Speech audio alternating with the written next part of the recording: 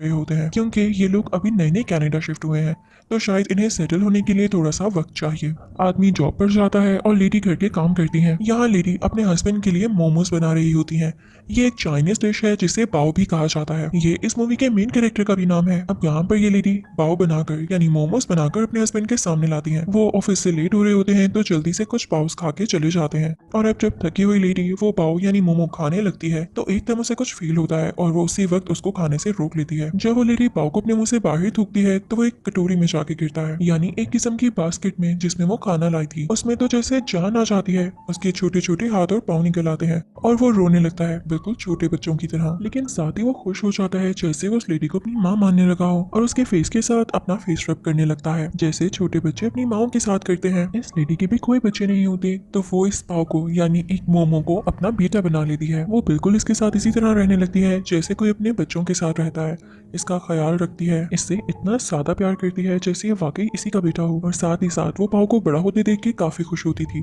Even वो उसकी height भी मेजर किया करती थी, यहाँ तक कि वो लेडी पाव को खुद फीड करती थी। और जब कभी उसने बाहर बाजार या मार्केट जाना होता तो वो कभी भी पाव को अकेला घर नहीं छोड़ती थी, बल्कि हर टाइम उसे अपने साथ रखती थी। अब एक दिन लेडी और पाव प्लान करते हैं कि वो मार्केट जाएंगे और कुछ स्वीट्स खाएंगे। अब इस दिन ये लोग बहुत एंजॉय करते हैं। बाव को भी अब ये लेडी यानी अपनी मॉम बहुत अच्छी लगने लगी थी और इनकी बॉन्डिंग काफी मजबूत हो चुकी थी। अब जैसे जैसे बाव बड़ा हो रहा था लेडी को इस चीज की फिक्र थी कि वो मैदे से बना है और काफी वीक है। वो अक्सर भागते भागते गिर जाता था या मेल्ट होने लगता था। अगर उसे कोई चीज लग जाती तो उसकी शेप खराब हो जाती। इसलिए वो लेडी कोशिश करती थी कि वो हर टाइम उसके साथ ही रहे और हमेशा उसको ठीक करती रहती थी। इसलिए वो बाव से कहती थी कि वो उसके साथ एक्सरसाइज भी करे और योगा करने भी जाए ताकि वो अपनी शेप में रहे। पर एक दिन योगा करते हुए कुछ बच्चे फुटबॉल खेल रहे होते हैं। बाव भी उनके साथ खेलने की कोशिश करता है और जब उनके साथ जाता है तो उसे ही फुटबॉल लग जाता है और उसकी शेप खराब हो जाती है। वैसा ही हुआ जिस चीज का डर था। वो लेडी फौरन से बाव को उठाती है और उसकी शेप को ठीक करते हुए उसे अपने साथ बिठा लेती है। बाव बहुत जिद करता है कि उसे उन बच्चों के साथ खेलना था, पर वो लेडी उसे नहीं खेलने देती और उसको ठीक करते हुए ट्रेन में अपने साथ घर लेने आती है। वो उस लेडी से यानी अपनी माँ से नाराज होकर ट्रेन में दूसरी तरफ मुंह करके बैठ जाता है। वो उनसे बात ही नहीं करता। अब ये बाव की रूटीन बन चुकी थी। वो हमेशा चाहता था कि वो बाहर निकले, लेकिन उसकी मॉम उसे बाहर नहीं जाने देती थी। वो फिर भी चुपके से उनकी नॉलेज में लाए बगैर बाहर निकल जाता है। अक्सर उसकी मॉम उसे ढूंढती रहती थी पर वो नहीं मिलता था। वो उसका काफी काफी घंटे इंतजार किया करती थी, पर बाव तो जैसे अब केयरलेस हो चुका था। उसे बाहर की दुनिया इतनी अच्छी लगने लगी थी कि वो अपना ज्यादातर वक्त बाहर ही गुजारता था। अब एक दिन वो लेडी बाव के लिए उसका बहुत अच्छा खाना बनाती है। उन्हें वो खाना बनाने में काफी टाइम लगा था और वो खाना इतना मजे का था और देखने में इतना टेस्टी लग रहा था कि कोई और हो तो वो फौरन से खा ले। पर बाव यहाँ पर उस खाने को खाने से मना कर देता है। बाव उस खाने की तरफ ध्यान ही नहीं देता और बाहर चला जाता है। वो लेडी उसे बहुत ज्यादा रोकती है और उसके पीछे भी जाती है, पर वो नहीं रुकता।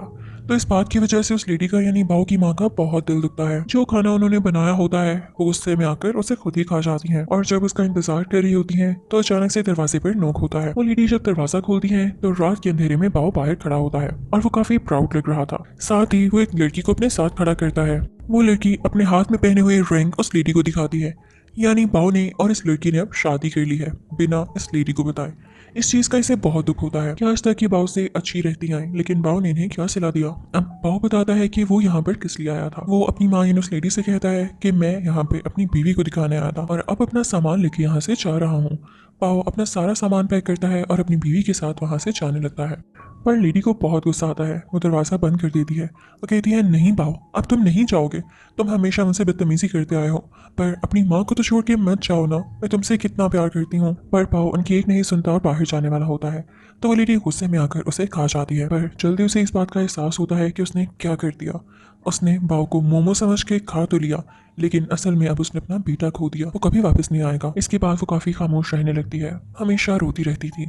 इवन उसके हस्बैंड भी जब उससे पूछते कि तुम्हें क्या हुआ है तो वो कुछ न कह पाती। फिर एक दिन हम देखते हैं कि लेडी सोई हुई है कि तभी उसके सामने दोबारा से बाव आ जाता है। क्योंकि वो सोकर उठी थी तो वो ठीक से देख नहीं पा रही थी और जब वो अपनी आंखों को रब करती है तो उनके सामने एक इंसान होता है जो कि साय में बाव जैसा ही लग रहा था। यहाँ मूवी में हम पर रिवील होता है कि इन्हीं का बेटा है, जो कि काफी अरसे पहले, काफी साल पहले इन दोनों को छोड़ के चला गया था और अब जब उसे एहसास हुआ तो अपने माँ बाप से माफी मांगने आया है। उस लड़के के फादर उसे अपनी माँ के कमरे में धक्का देते हैं कि जाओ माँ से माफी मांगो। अब वो माँ के पास जाके बैठ तो जाता है, लेकिन वो लेडी उससे बात नहीं करना चाह रही थी तो वो दूसरी तरफ मुड़ के लेट जाती है और पता चलता है कि जो बाव था वो सिर्फ इनकी इमेजिनेशन थी, क्योंकि अपने बेटे को बहुत मिस किया करती थी और इसी वजह से हर वक्त इतना उदास रहती थी। वो लड़का अपनी मदर के साथ एक बॉक्स रखता है जिसमें उनकी फेवरेट डिश थी। ये वही डिश थी जो कभी एक बार इसकी माँ ने इसे बस में ऑफर की थी, पर इसने खाने से इनकार कर दिया था। पर अब ये अपनी माँ को देते हुए कहता है कि मैं आपके लिए लाया हूँ और मैं माफी मांगता हूँ कि मैं आपको छोड़कर चला गया। बस मैं समझता था कि शायद हमारी बॉन्डिंग अच्छी नहीं है। लेडी का ये सुनकर दिल मेल्ट हो जाता है और वो अपने बेटे को प्यार करने लगती है। उसका लाया हुआ खाना उसके साथ मिलकर खाती है। यहाँ पे ये दोनों बहुत ही ज्यादा इमोशनल मोमेंट शेयर करते हैं और साथ साथ अपना पसंदीदा खाना खा रहे होते हैं। अब इसके बाद हमें ये दिखाया जाता है कि इस लेडी का बेटा अपनी वाइफ को भी इस घर में ले आता है और अब ये सारे मिलकर हंसी खुशी बातें करते हैं और वो सारे मोमोज यानी बाउस खाने लगते हैं। साथ ही साथ वो लेडी इन सबको बाउस बनाना भी सिखाती है और घर के लीडर यानी इस लेडी के हस्बैंड सबको इस तरह से देखते हैं कि जैसे उन्होंने इस रिश्ते को अप्रूव कर दिया हो और अब ये फैमिली हंसी खुशी रहने लगते हैं। इसी के साथ ये मूवी यहीं पर एंड हो जाती है। Thank you for watching.